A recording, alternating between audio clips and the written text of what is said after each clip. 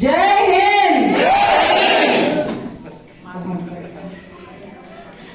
मंच पर उपस्थित माननीय मंत्री रेणु देवी जी, उषा जी, डॉक्टर मोहन सिंह जी, डॉक्टर नूतन जी, यहाँ पे उपस्थित गणमान्य बंधुवर्ग, मेरी स्त्री शक्ति, नारी शक्ति और आप सभी के अंदर जो विद्यमान वो पुण्य आत्मा है। मैं इसीलिए पुण्य आत्मा कह रही हूँ क्योंकि आप सबको ये सौभाग्य मिला है कि आपने इस पुण्य धरती पे जन्म लिया है। आप सबको मेरा कोटि कोटि वंदन।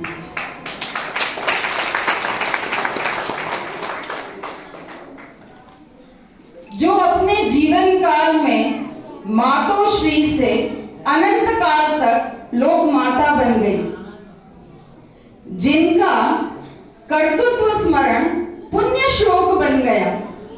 जब हम कहते हैं पुण्य श्लोको नलो राजा, पुण्य श्लोको, हम बात ये एक, क्योंकि पुण्य श्लोक की बात आई है तो हम हमेशा ये कहते हैं कि पुण्य श्लोको नलो राजा, पुण्य श्लोको युधिष्ठिरा, पुण्य श्लोकाच वैदेही, पुण्य श्लोको जनार्दन। हम पुण्य श्लोक की जब भी बात करते हैं तब स्मरण करते हैं श्री कृष्ण को, माता वैदेही, माता सीता को। तो ऐसा कर्तृत्व, ऐसा उनका काम रहा लोक माता का कि आज हम उनको पुण्य श्लोक लोक माता अहिल्या देवी बोलकर कहते हैं, जिनका राज्य केवल मालवा तक सीमित था किंतु दृष्टि राष्ट्रव्यापी थी। ऐसी राष्ट्रभक्ति की प्रतिमा, कुशल प्रशासिका, शिव कामिनी, सिद्ध साधिका, जो भविष्य में झांक कर वर्तमान को गढ़ने की क्षमता रखती थी। उनका चरित्र स्मरण, उनका चरित्र को हम अनुकरणीय करें, ऐसा उनका चरित्र था। और इसीलिए हम कहते हैं लक्ष्मी अहिल्या चिन्नम्मा रुद्रांबिका। हम श्लोक जब याद करते हैं, कैसे हमारे इतिहास में ऐसे ऐसे व्यक्तित्व ने जन्म लिया जिन्होंने भारतवर्ष को वो दिशा दिखाई। उनमें से जब हम आज महारानी अहिल्या देवी होलकर की बात कर रहे हैं तब हमें इस श्लोक का स्मरण होता है।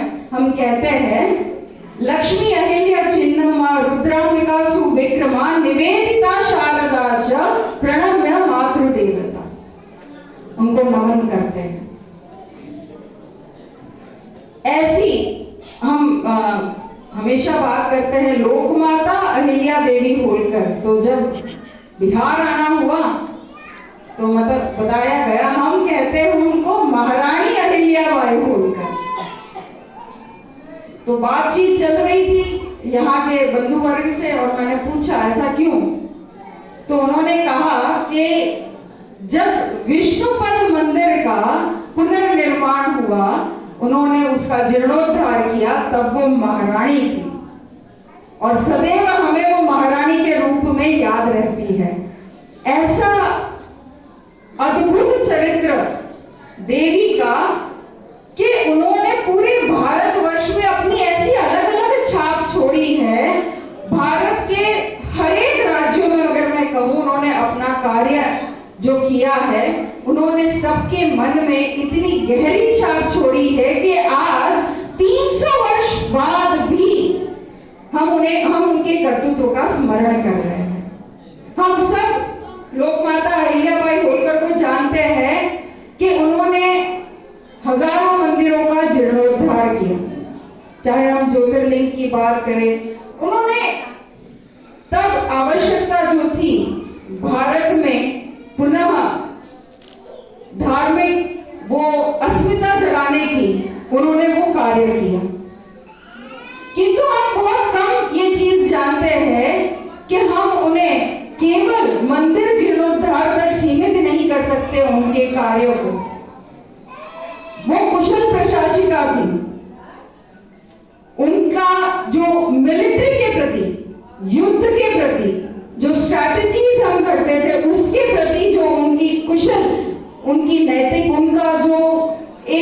विवेक शासक के रूप में। उसके अलावा उन्होंने वाटर मैनेजमेंट, पोस्टल सिस्टम, आप एक भी ऐसी फील्ड नहीं है जहां पे उन्होंने अपने कार्यों की छाप नहीं छोड़ी। इसलिए मैं हमेशा उनको कहती हूं कि ये एक संपूर्ण शासक थी। अब इसका उदाहरण हमें इतिहास में कैसे मिलता है, तो सोचा आपको 2-3 घटनाएं इतिहास की आपके सामने रखूं। तो समय, जैसे रेणु दीदी ने बताया कि समय ऐसा दुर्भाग्यपूर्ण समय आया कि उनके जीवन में उनके पति मृत्यु को प्राप्त हुए, उनके ससुर जी, उनके बेटे। तो ऐसा कोई पुरुष नहीं था कि जो राज्य का शासन आगे बढ़ा सके। तो तब आजू बाजू के जो राज्य थे उनकी कुदृष्टि मालवा राज्य पे पड़ी कि यहाँ पे तो अब कोई ऐसा शासक नहीं है जो मालवा राज्य की रक्षा कर सके, तो हमें इस पे आक्रमण करना चाहिए और इस पे अपना आधिपत्य जमाना चाहिए। लोकमाता अहिल्याबाई होलकर को जब इस चीज का ज्ञान हुआ, तभी तुरंत उन्होंने पेशवा को पत्र लिखा और उन्होंने कहा कि समय आ गया है कि अब मुझे मालवा की सूबेदारी लेनी पड़ेगी, क्योंकि ऐसी योजना घड़ी जा रही थी जैसे रघुनाथ राव ने यह तय कर लिया था कि अपनी सेना को लेके वो आक्रमण करेगा मालवा पे। अपनी सेना को लेके वो क्षिप्रा नदी के किनारे आ गया। जैसे हमारे यहाँ पे फाल्गु नदी है, मालवा के वहां क्षिप्रा नदी, वो वहां पे अपनी सेना लेके आ गया। तब महारानी अहिल्याबाई होलकर ने जो अपनी चतुरता, अपनी विवेक, अपनी सूझबूझ दिखाई, वो प्रसंग मैं आपको बता रही हूँ। उन्होंने अपने राज्य की जो महिला थी उनको शास्त्रों में निपुण किया, उनको शास्त्र का ज्ञान दिया और उन्होंने अपने राज्य की महिला सेना बनाई। उन्होंने आजू बाजू के राज्य को भी तैयार किया कि आवश्यकता पड़े तो मुझे मेरे आजू बाजू के जितने राज्य हैं वो भी युद्ध में सहायता करें। उनकी सूझबूझ ये तैयारी थी। अब बात आती है उनके विवेक की। ध्यान से सुनिएगा, आपको तब ज्ञात होगा कि क्यों मैं उनको एक संपूर्ण शासक कहती हूं। तो उन्होंने एक पत्र रघुनाथ राव को लिखा जो क्षिप्रा नदी के किनारे अपनी बलवान सेना को लेके तैयार खड़ा था। वो पत्र में उन्होंने लिखा कि आप क्षिप्रा नदी के किनारे अपनी सेना लेके तो आ गए हैं, यदि आपकी सेना ने क्षिप्रा नदी को पार कर मालवा पे आक्रमण करने की दुष्टता की तो आपको मेरी महिला सेना का सामना करना पड़ेगा।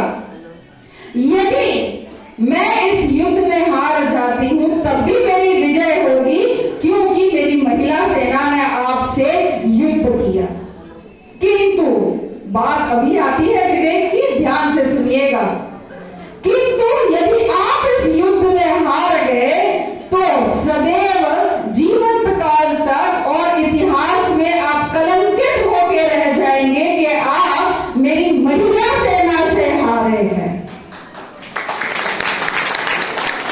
ये पत्र पढ़ के रघुनाथ राव अचंभित रह गया और उसने अपने सहयोगी को कहा कि भाई, तुम तो कह रहे थे ये एक अबला विधवा नारी है, क्या तुम्हें ये अबला नारी के स्वर दिखते हैं? ये अबला नारी के नहीं, ये शेरनी के स्वर है और मैं इस शेरनी से युद्ध नहीं कर सकता। और वो विधवाओं पीछे भागा ये कह के कि मैं केवल यहाँ पे आपके पुत्र के जो मृत्यु हुई थी उसके समाचार लेने आया। विवेक, सूझबूझ के कैसे एक बूंद रक्त का गिराए बगैर पूरा युद्ध जीता जा सकता है, वो है महारानी अहिल्याबाई होलकर, जिसका आज हम त्रिशताब्दी समारोह मना रहे हैं। 300 वर्ष बाद भी हम उनके कर्तृत्व को याद कर रहे हैं। और आपको मैंने इसलिए पुण्यशाली आत्मा कहा कि उनके पदार्पण इस भूमि पे भी हुए थे जब विष्णुपद मंदिर का जीर्णोद्धार हुआ था। आप सब धन्य हैं और इस वजह से आज यहाँ पे असंख्य लोकमाता अहिल्या देवी होलकर के कार्यक्रम हो रहे हैं। ऐसे ही इतिहास की कुछ और घटना है। आपका उत्साह देख के लगा कि मैं आपको और 2-3 घटना बताऊं। तो बात ये थी कि महारानी अहिल्या देवी होलकर बद्रीनाथ दर्शन के लिए जा रहे थे। तब जब वो बद्रीनाथ जा रहे थे, रास्ते में उन्होंने देखा कि एक किसान अपनी गाय को मार रहा है, उसको डांट रहा है, पीड़ा पहुंचा, उसको पीड़ा पहुंचा रहा है। तो महारानी ने पूछा कि भाई ऐसा क्यों कर रहे हो?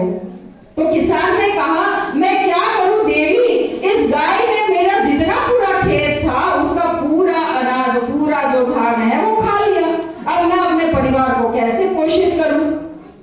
तब महारानी अहिल्याबाई होलकर ने अपने, जो हम आज का दिन में पर्स कहते हैं, बटुआ, उसमें से 2 स्वर्ण मुद्राएं निकाली और उस किसान को दी और उसे कहा कि भाई ये तुम्हारे परिवार के लिए पूरे महीने से भी ज्यादा अधिक तुम्हारे परिवार का ध्यान रखेगा, चिंता मत करो, लेकिन गाय को पीड़ा मत पहुंचाओ। वो आगे बढ़ी और ये जो बात है बिल्कुल आग की तरह वेग पकड़ा उसने और पूरे गांव में फैल गई कि ऐसी कोई देवी आई है जिन्होंने इस हिसाब से 2 स्वर्ण मुद्राएं दी है।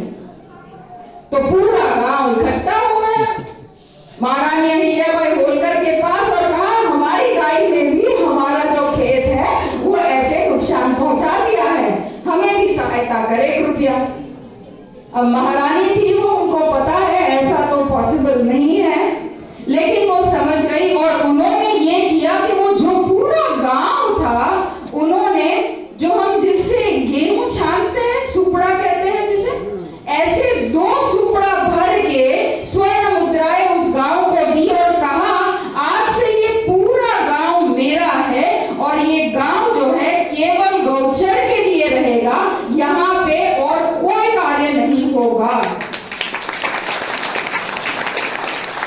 आश्चर्य की बात अब आती है, 250 वर्ष पूर्व किया गया ये कार्य दिसंबर 15, 2024 को वहां पे महारानी अहिल्याबाई होलकर का मूर्ति अनावरण हुआ और वहां पे बड़ा सा द्वार का अनावरण हुआ, जो आज गौचर नाम से ही जाना जाता है। और वहां पे एक भी ना मकान बना है ना कुछ और कार्य हुआ है, केवल गायों के चरने के लिए वो भूमि 250 वर्ष बाद भी योग से वही है। ये उनकी संकल्प शक्ति, ये उनकी दृढ़ निश्चयता, ये उनके कार्य की कुशलता के कैसे उनकी दूरदृष्टि थी कि आज 250 वर्ष बाद भी किसी की हिम्मत नहीं हुई है। शासन आए, शासन गए, पार्टियां बदली, लेकिन वो स्थल अभी भी गौचर ही है और उसका नाम गौचर ही है। ये है लोकमाता अहिल्याबाई होलकर का कर्तृत्व। तो जैसे मैंने बताया आपको कि वो एक संपूर्ण शासक रही, उनकी दूरदृष्टि ये भी थी कि दक्षिण में जो मंदिर थे उनको हमारी धार्मिक आस्था का इतना ज्ञान था, प्रजा के लिए वो सदैव कार्य करने के लिए तत्पर रहती। उनको पता था कि दक्षिण में जो मंदिर है वहां पे सभी को ये लालसा है कि हमें भी गंगा जल मिले कि हम पूजा कार्य कर सके। उन्होंने 250 वर्ष पूर्व इस चीज की कल्पना की और सुनिश्चित किया कि गंगा जल उत्तर से जो बहता है वो दक्षिण के मंदिरों तक पहुंचे और हर एक दक्षिण के मंदिरों तक उन्होंने गंगा जल को पहुंचाया।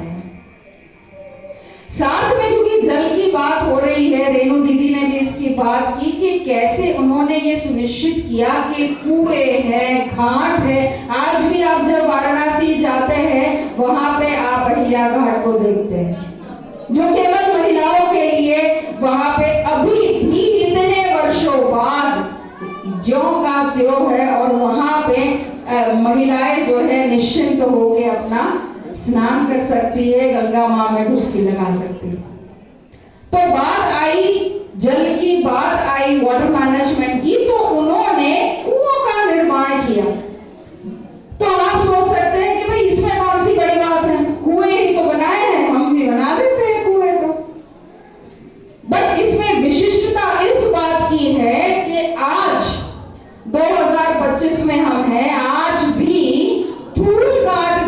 वहां पे जो कुआं बना है वहां पे आज भी लोकमाता अहिल्याबाई होलकर का नाम लिखा है और वो कुआं बिल्कुल वर्किंग कंडीशन में है 250 वर्ष बाद। ऐसी क्या खास बात है उस कुएं के निर्माण में? तो कुआं केवल निर्माण करने के लिए नहीं था, उनकी दूरदृष्टि ये थी कि आने जाने के जो पथिक है, वहां के जो ग्रामवासी है, उस कुएं के जल का उपयोग कर सके। तो कुएं को ऐसी प्रकार से बनाया गया कि कुआं ढका भी हुआ है और पानी भी निकाल सकते हैं ताकि उसका जल दूषित न हो। तो आज 250 वर्ष बाद भी वो कुएं से पानी हम निकाल सकते हैं। तो ये क्यों हम कर्तृत्व के लिए जब भी हम बात करते हैं महिलाओं की हमारे इतिहास में, और जब भी मातृत्व का नाम आता है तो मुख पे सबसे पहला नाम आता है जीजाबाई का, जिन्होंने महाराज छत्रपति शिवाजी महाराज का, देखो जन्म बालक का होता है लेकिन उस बालक से छत्रपति शिवाजी महाराज बनाना वो केवल जीजाबाई ही बना सकती है। तो जब भी हम मातृत्व की बात करते हैं, जीजा माता का नाम स्वतः अपने मुंह पे आता है। और वैसे ही जब भी हम बात करते हैं नेतृत्व की, तो सहज रूप से नाम याद आता है लक्ष्मीबाई का, जिन्होंने अपने बालक को कंधे से बांध के तलवार लेके घोड़े पे चल पड़ी थी कि कैसे किसी का भी हिम्मत हो सकती है कि मेरी भूमि पे पैर रखे, मैं ये नहीं होने दूंगी। नेतृत्व। और उसी तरीके से जब भी कर्तृत्व की बात आती है तब हम स्मरण करते हैं लोकमाता अहिल्याबाई होलकर का। क्यों कर्तृत्व के नाम पे उनका स्मरण होता है? क्योंकि केवल कार्य करने के लिए कार्य नहीं था, उसको फलश्रुति तक पहुंचाना और ऐसे पहुंचाना कि 250 वर्ष बाद भी हम न केवल उसको याद करें अपितु उसका हम अपने जीवन में उसको हम उतारे, उसको समझे और उसका अनुकरण करें। इसीलिए कर्तृत्व में हम लोग माता अहिल्याबाई होलकर को याद करते हैं। आजकल आप पिक्चरें बहुत देखते हैं, आपको पता होगा रॉ के एजेंट, स्पाई के एजेंट, और अगर हम पॉलिटिक्स की भाषा में बात करें तो हम कहते हैं राजदूत, जो एम्बेसडर्स होते हैं हर देश में। 250 वर्ष पूर्व लोकमाता के खुद के राजदूत 13 राज्यों में थे। मालवा में बैठे बैठे उनको पूरे भारत की खबर रहती थी, क्योंकि वो हमेशा ये कहती थी कि मेरा राज्य भले ही मालवा तक है किंतु ये राष्ट्र मेरा है और उसकी रक्षा की जिम्मेदारी भी मेरी है। उन्होंने 13 राज्यों में अपने राजदूत रखे थे। ये उनकी कल्पना शक्ति, ये उनकी कर्तृत्व शक्ति थी। उन्होंने पोस्टल सिस्टम को इतना सुदृढ़ बनाया, तब पत्र व्यवहार कैसे होना है, कितने समय में कब पत्र पहुंचना है, और क्या इस बीच पत्र इधर से उधर तो नहीं जा रहा। उन्होंने 7 बार, जो हम रेवेन्यू सिस्टम की बात करते हैं, उन्होंने रेवेन्यू सिस्टम तब लेके आए थे कि जो 7 बार की बात करते हैं कि आप अपने वहां पे 12 पेड़ लगाए, उसमें से 5 पेड़ जो है आप ध्यान रखें, 7 गवर्नमेंट ध्यान रखेगी, लेकिन पूरा आपको ही मिलेगा। तब से रेवेन्यू सिस्टम चलिए। क्या वो कल्पना शक्ति है क्या? इसीलिए तो हम उसे मातृशक्ति, नारी शक्ति कहते हैं, क्योंकि शक्ति भी वो केंद्र है जिसकी शिव भी आराधना करते हैं, और इसीलिए स्त्री को शक्ति कहा गया है।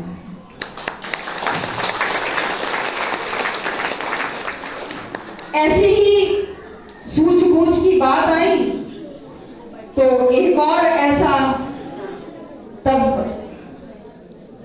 जब महारानी बने लोकमाता, जब उन्होंने पेशवा का कारोबार, सूबेदार का कारोबार संभाला, तो बात ये हुई कि राज्य के आजू बाजू में भील थे। अब चिरंतन काल से यही हो रहा था कि उनको जो भी उनके पूर्वज से मिला था कि वहां से जो भी आए जाए उनसे लूटपाट करके उनका सामान लेके अपनी आजीविका चलाए। तो इससे जो भी वहां से पर्यटक आते हैं, नगरवासी आते हैं, जो भी वहां से जा रहे हैं, उनको बड़ी कठिनाई होती है। तो पूरे राज्य में इनसे संरक्षण दे। तो वो तो महारानी है, उनके लिए कितनी कठिन बात होगी कि भीलों को पकड़ो और उनको सजा दो। अब देखिए कि कैसे मैं क्यों वापस मैं बार बार ये शब्द का प्रयोग कर रही हूं, होलिस्टिक लीडर, संपूर्ण शासक क्यों थी वो, क्यों उनमें हरेक वो गुण थे। तो उन्होंने उस समय, आज हम बात करते हैं मॉडर्निटी की, तो उस समय 250 वर्ष पूर्व उन्होंने अपनी बेटी के लिए, विवाह के लिए ऐसा प्रस्ताव रखा कि जो भी वीर इन भीलों को पकड़ के मेरे पास लाएगा, मैं उससे मेरी बेटी का विवाह कर दूंगी। तब उनको कोई चिंता नहीं थी। हम आज बात करते हैं जाति की, पंथ की, कभी भी भारतवर्ष में वो रहा नहीं है, क्योंकि जाति वही है, जो वीर हो, पराक्रमी हो, वही उसकी जाति। और वही लोक माता ने तब भी पहचाना और उन्होंने कहा जो वीर भीलों को पकड़ के मेरे यहाँ पे लेके आएगा, मैं उस वीर से मेरी बेटी का विवाह करूंगी। और तब यशवंत राव जो है वहां पे उनको मिलते हैं, जो भीलों को पकड़ के उनके सामने लेके आते हैं। अब आप सोचेंगे बहुत सहज है, राजा है, शासक है, महारानी के सामने भील आ गए जो इतना कष्ट पहुंचा रहे थे, उनको दंड दे दिया, कौन सी बड़ी बात है। बात आती है अब, तो उन्होंने भीलों को पूछा कि भाई ऐसा कर क्यों रहे हो, क्यों कष्ट पहुंचा रहे हो। उन्होंने कहा महारानी हम क्या करें, हमारे पास तो यही आजीविका है, यही स्रोत है, हमें इसके अलावा और कुछ आता नहीं है। सूझबूझ की बात आती है। अब सुनिएगा ध्यान से। उन्होंने ये कहा कि आज से ये जो पथ है जो नगर तक आता है, इसकी संरक्षण की जिम्मेदारी मैं आप भीलों को देती हूँ, क्योंकि आप में वो सामर्थ्य है, आप में वो सामर्थ्य है जो आप रक्षा कर सके। वही सामर्थ्य जो नुकसान पहुंचाता है, उसको रक्षा करने पे वो ले आए। आप रक्षा करिए आने जाने वाले पथिकों की, और आपको उसके लिए जो भी आजीविका है मिलेगी। साथ ही में उनके जो परिवारजन थे, उनको पहाड़ी पे स्थान दिया ताकि वो अपनी खेती वहां पे कर सके और अपना जीवन गुजार सके। तो आप सोचिए, किसी को दंड दिए बगैर अपनी सूझबूझ से कैसे अपनी पूरी प्रजा को एक साथ लाना, वो लोक माता अहिल्याबाई की चतुराई थी, वो उनका शासन था।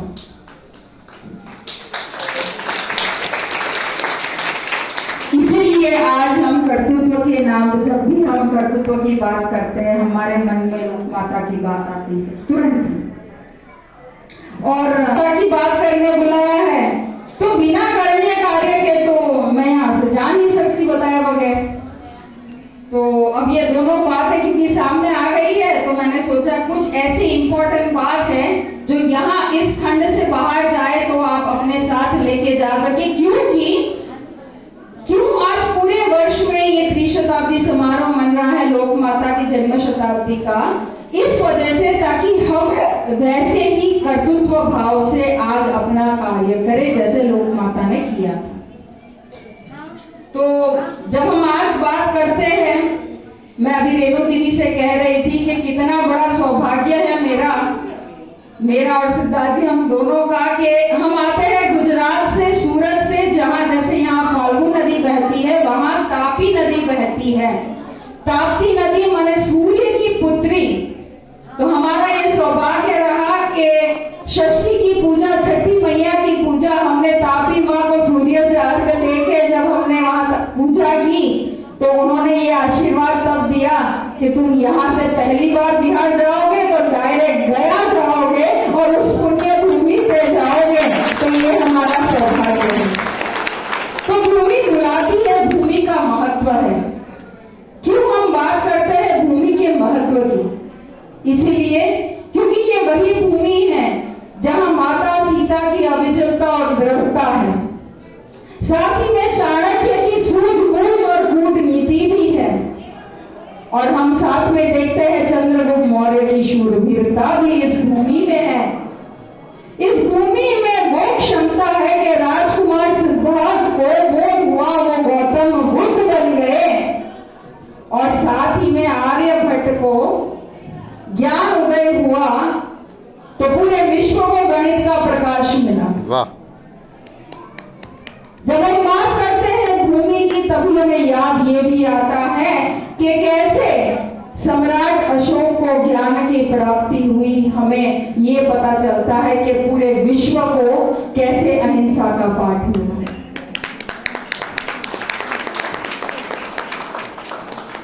तभी हमें ये भी याद आता है कि कैसे गुरु गोविंद सिंह जी की आत्मा ने इसी भूमि पे यह निश्चय लिया कि धर्म की रक्षा होगी। और साथ ही में हमें डॉक्टर राजेंद्र प्रसाद का, उनका सदाचार हमारे राष्ट्र के प्रथम राष्ट्रपति के रूप में मिलता है। और जब आवश्यकता पड़ी इस भूमि को, तो उसने पैदा किया रामधारी सिंह दिनकर को कि उसकी कविताओं ने राष्ट्र चेतना जगाई। और कभी हम कैसे भूल सकते हैं जयप्रकाश नारायण की क्रांति को, जिन्होंने भ्रष्टाचार के विरुद्ध आंदोलन किया। ये है वो भूमि जिसमें ये दृढ़ता है, जिसमें ये वचन शक्ति है। क्यों मैं बात कर रही हूं वचन शक्ति की, उसका आज भी, ये मैंने आपको जो भी अभी सभी एग्जाम्पल्स दिए, बट आज के समय में हम इसको साक्षात रूप से देख सकते हैं कि वचन शक्ति की क्या क्षमता है कि आज भी फाल्गुन नदी क्यों सूखी है। सीता माता की वचन शक्ति है कि सहस्त्र वर्ष बीत गए, फाल्गुन नदी क्यों सूखी है। तभी हमें याद आता है कि जैसे दशरथ मांझी ने अपनी क्षमता से, अपने दृढ़ निश्चय से वो पूरा इतना विशाल पहाड़ को तोड़ दिया। और कल जब हम वहां गए तो ऐसा लगा, उस भूमि पे जाते ही रोंगटे खड़े हुए कि कैसे कोई साधारण मनुष्य ऐसी कल्पना कर सकता है कि मैं इस विशाल चट्टान को तोड़ूंगा। बट वो कल्पना में इस भूमि की दृढ़ शक्ति थी। ये भूमि की शक्ति है कि उन्होंने वो पहला एक हथौड़ा चलाया और आज करोड़ों लोगों का आशीर्वाद उन्हें मिलता है। जब कोई ऐसी व्यक्ति की मृत्यु नहीं होती कि वो इस पार से उस पार न जा सके उस चट्टान की वजह से। ये है दृढ़ संकल्प इस भूमि का। और आज मैं क्यों ये आप सबके सामने कह रही हूं, क्योंकि आप सब में इस भूमि की रज है, इस भूमि के अणु है, आप सब में इस भूमि के कण हैं। आप सौभाग्यशाली है कि आपने इस भूमि पे जन्म लिया है, लेकिन साथ में इतनी बड़ी रिस्पॉन्सिबिलिटी भी आपके कंधों पे आती है। जो मैंने ये सब नाम आपको बताए, इससे और सहस्त्र नाम और है जिन्होंने जब ठान लिया वो करके दिखाया। ठानने की देर है, क्योंकि आप सब में भी वही लहू बह रहा है। तो क्या कर्तृत्व कार्य है जो मैं आपके सामने आज लेके आई हूं, जब हम लोक माता की त्रिशताब्दी मना रहे हैं और कर्तृत्व की बात कर रहे हैं। 3 कर्तृत्व करणीय कार्य है। जब हम बात करते हैं तो 3 करणीय कार्य की मैं बात करती हूँ।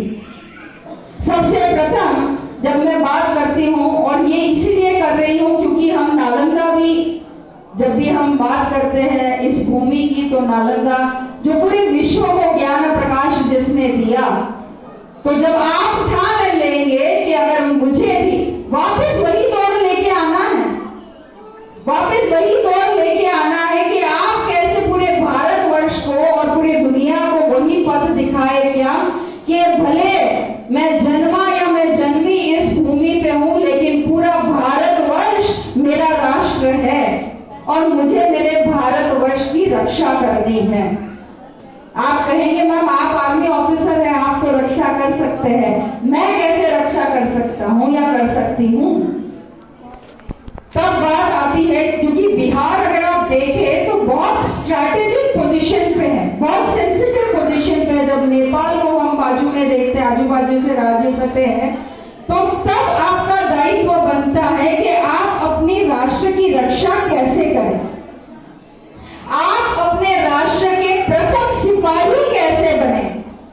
जब आप अपने राष्ट्र के लिए आंख और कान बनेंगे, तब आप अपने राष्ट्र के प्रथम सिपाही बनेंगे। कैसे आंख और कान बनेंगे। अगर मेरे यहाँ कुछ ऐसा घटित हो रहा है जो मेरे राष्ट्र के विरुद्ध है, जो मेरे राज्य के विरुद्ध है, मैं इमीडिएट सतर्क हो जाऊं। अपने तक सीमित नहीं रखना है। हम हमेशा कहते हैं कि हमें भगत सिंह तो चाहिए लेकिन बाजू वाले घर में। बिल्कुल सही बात है। आज हंसी में ये बात छूट रही है लेकिन ये बात सही है। क्यों? क्योंकि हम सब चाहते हैं हम अपने घर में सुरक्षित रहे, लेकिन घर भी तभी सुरक्षित रहेगा जब राष्ट्र सुरक्षित रहेगा, और उसकी जो शुरुआत है वो घर से होती है। ये आप सबकी जिम्मेदारी है कि कैसे आप सुनिश्चित करें कि मेरा घर और मेरा राज्य और मेरा राष्ट्र सुरक्षित रहे।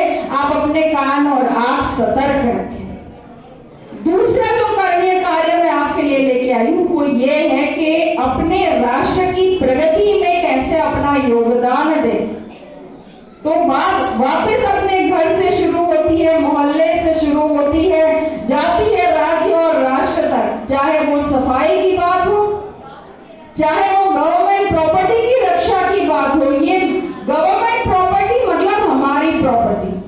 कैसे हम पूरी दुनिया को, पूरे राष्ट्र को दिखाए कि जो वो बिहार है, ये जो नालंदा सबको ज्ञान रूपी प्रकाश देता है, हम भी उसी भूमि के अंश हैं। और हम ये करके दिखाएंगे पूरे भारतवर्ष को कि कैसे अपनी राष्ट्र की रक्षा होती है और कैसे अपने राष्ट्र के उसके कैसे डेवलपमेंट में हम अपना योगदान दें। ये आपका दायित्व बनता है। और तभी जब बात आती है, जब भी मैं कभी किसी प्रोग्राम में जाती हूँ, वो कहते हैं अरे ये आर्मी ऑफिसर है, इन्होंने साड़ी पहनी है, इन्होंने चूड़ी पहनी है, बिंदी, ये आर्मी ऑफिसर। क्योंकि आपने भी देखा होगा यहाँ पे गया में भी फोर्सेस रहे हैं, तो आपने जनरली यूनिफॉर्म में देखा है, पैंट शर्ट में देखा है, स्वाभाविक है। तब मैं ये चीज कहती हूँ कि ये मेरे संस्कारों की शक्ति है कि जितनी सहजता से, जितनी दृढ़ता से आज मेरे हाथों में ये चूड़ी है, उतनी ही सहजता से और दृढ़ता से इन चूड़ी वाले हाथों ने AK-47 और रॉकेट लॉन्चर्स भी बखूबी चलाए हैं। और ये तभी संभव हो पाया है क्योंकि मेरे संस्कारों की शक्ति मेरे साथ थी। और आज उन संस्कारों की वजह से आज हमारा भारतवर्ष अडिग है अभी भी। तो ये आप सब पे निर्भर करता है कि कैसे अपने घर में, रेणु दीदी ने जैसे बात की कि कैसे घर से आरंभ होता है संस्कार सिंचन का। हम आज विद्यालय में बैठे हैं तो घर हमारा प्रथम विद्यालय होता है, और कैसे माँ बाप हमारे प्रथम शिक्षक होते हैं। तो घर से वो आरंभ करे संस्कार सिंचन का, ताकि हर घर से हमारे चाणक्य, चंद्रगुप्त, अशोक और ऐसे आर्यभट्ट यहाँ से पैदा हो के दोबारा वो वापस युग आए कि जैसे इन सब ने न केवल बिहार अपितु भारत का नाम पूरे राष्ट्र में किया था, वैसे आप सबके घर से ऐसे ऐसे जब सपूत सुपुत्री निकलेंगे तो अपने भारतवर्ष का नाम ऐसे ही आगे करेंगे। ये निवेदन के साथ मैं आप सबको आग्रह करती हूँ कि आज इस खंड में ये प्रतिज्ञा ले, इस भूमि की प्रतिज्ञा ले, इस भूमि को साक्षी मान के प्रतिज्ञा ले कि आप इस चीज का ध्यान रखेंगे कि अपने राष्ट्र की रक्षा के लिए सदैव तत्पर रहेंगे। अपनी दृष्टि राज्य तक सीमित नहीं, अभी तो पूरे राष्ट्र तक रखेंगे। कैसे आप ये सुनिश्चित करेंगे कि पूरे राष्ट्र के निर्माण में आपका, इस राज्य का सहयोग हो, और कैसे घर से आरंभ करें संस्कार सिंचन को कि उसका प्रकाश पूरे विश्व में फैले। यहाँ पे मुझे बुलाने के लिए बहुत बहुत धन्यवाद। वंदे मातरम। भारत माता की, भारत माता की, भारत माता की।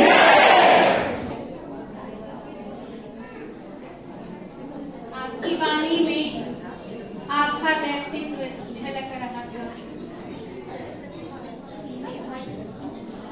सैनिकों की दहाड़